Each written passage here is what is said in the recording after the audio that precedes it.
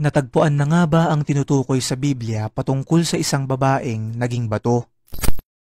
Mga kaibigan, nito nga lang nakaraang buwan ay may nadiskubring isang bato na parang isang hugis ng tao na natagpuan sa Mount Sodom sa Israel. Alam nyo ba na may isang kwento sa Biblia, partikular na sa The Book of Genesis, kung saan may dalawang syudad na tinatawag na Sodom at Gomora ang pinarusahan ng Diyos dahil ang mga tao doon ay gumagawa ng iba't ibang uri ng kasalanan. Pero may isang pamilya doon ang gustong iligtas ng Diyos dahil naniniwala siya na mabuti silang tao at bukal ang kanilang kalooban.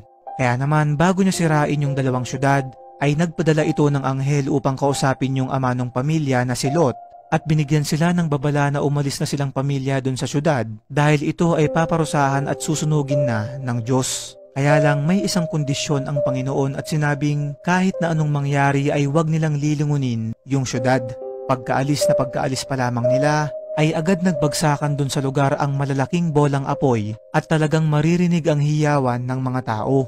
Dahil sa kanilang naririnig, ay hindi matiis nung asawa ni Lot na wag nang sumilip kahit kaunti hanggang sa hindi niya na mapigilan ang kanyang sarili at siya ay lumingon.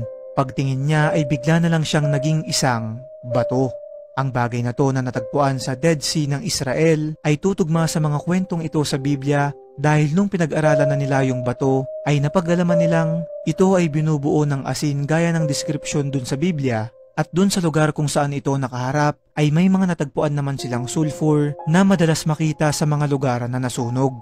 Ang nakakapagtaka lang dito ay wala silang nakitang ebidensya na nasunog nga yung lugar.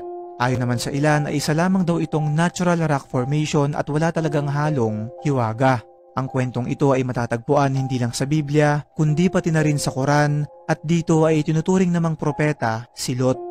Ikaw kaibigan, anong masasabi mo sa bagay na to?